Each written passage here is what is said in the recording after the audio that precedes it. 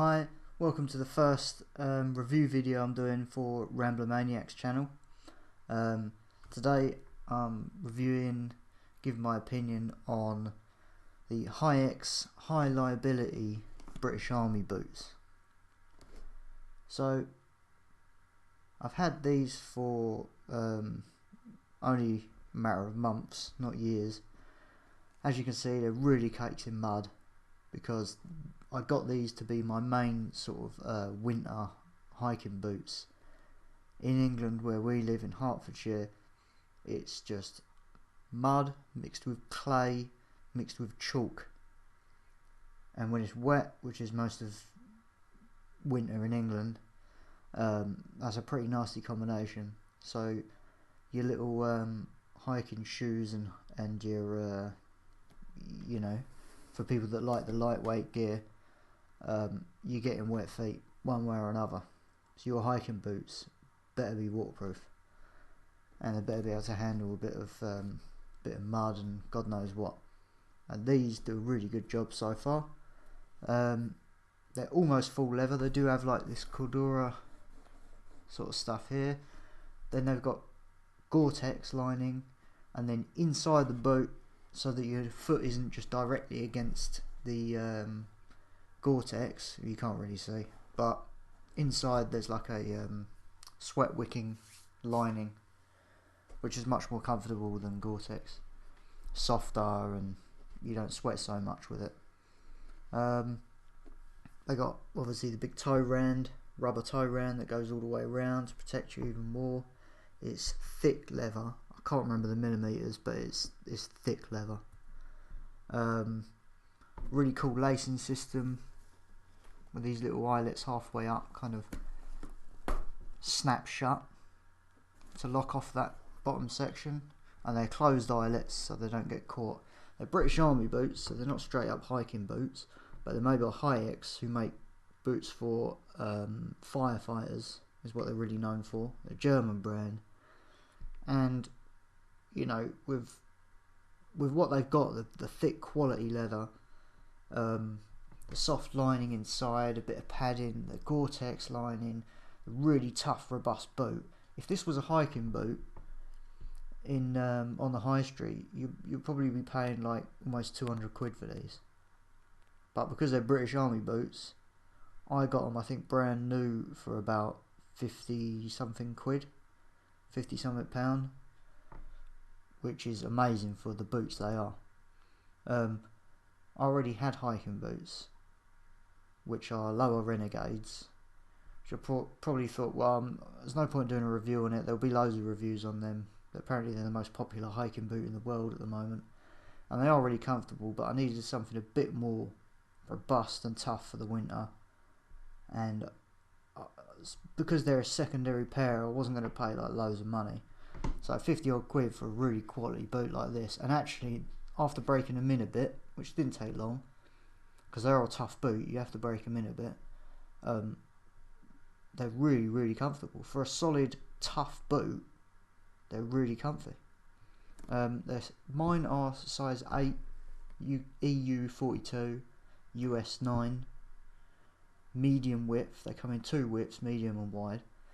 They don't come in half sizes, but they come with if you get them new, they come with a volume reducer to put under the insole, which kind of changes it between the half sizes for you. I can get away with a size 8 in trainers. Generally in walking boots, I'll go at least 8.5 for the extra toe space and your feet swell and stuff like that. If you're into hiking, you'll know that kind of stuff anyway. But the fact that these are a size 8 and I've still got plenty of space in the toes, I can wear thick socks with them and they're perfectly fine. I've actually got 2 pairs of insoles in here and they fit great as hiking boots, and they're only size 8, so they're quite generously sized. So you don't really need to go up half a size in these if you're using them for hiking in comparison to your everyday shoes. What else can I say about them? They're just a really tough, rugged, robust boot, and so far they've been wicked. I haven't waxed them or polished them or anything yet, so obviously that'll be the next thing. They really do need it clean. Took them out a little bit today. They're not Vibram soles, but they are good soles, whatever it is. I think it's Davos rubber, which apparently is another famous brand of rubber that some companies use, but it seems alright. And as you can see, they're used. They're not like the other YouTube reviews where they're all pristine and clean and out of the box. These have been put through their paces. I haven't waxed them, I haven't polished them or anything. That would be the next step though, is to really clean them down and polish them up or wax them. Haix themselves recommend polishing them. They say not to wax them, which most modern hiking boot companies tell you to wax your boots, and they do various branded waxes for it. But Haix say they like the old school approach, and they like to actually polish the boot because it's better for the leather, and it doesn't clog the pores in the leather and stop it from being breathable. So I'm not sure which road I'm going to go down with these yet. There's plenty you can find on eBay and stuff like that are second hand army surplus stuff. I got it from an army surplus website, like I said, brand new. But there's less of them around brand new, especially now because they've been out a while. And I'm not sure what the British Army are using now, if they're still using these or not, because they keep changing their contracts. But if you can get them, highly recommend them as a winter stomper. Quite heavy boot, you know, old school heavy, thick leather, tough boot. But they don't need a lot of breaking in, and they're very comfortable. They're quite wide, even though they're medium, they're quite wide in the toe box, and a generous fit. So I'd definitely recommend them as a winter boot, but not really as like a lightweight boot. You're not going to go skipping around in these. But for rambling in England, in the mud and the clay and the chalk and all of that, that's where they come into their own as hiking boots, even though they're technically army boots. But army boots are a good cheap alternative to hiking boots, and actually a lot of the time they're better, but they're not necessarily going to be lightweight for skipping up mountains and doing technical stuff. It just depends what you like.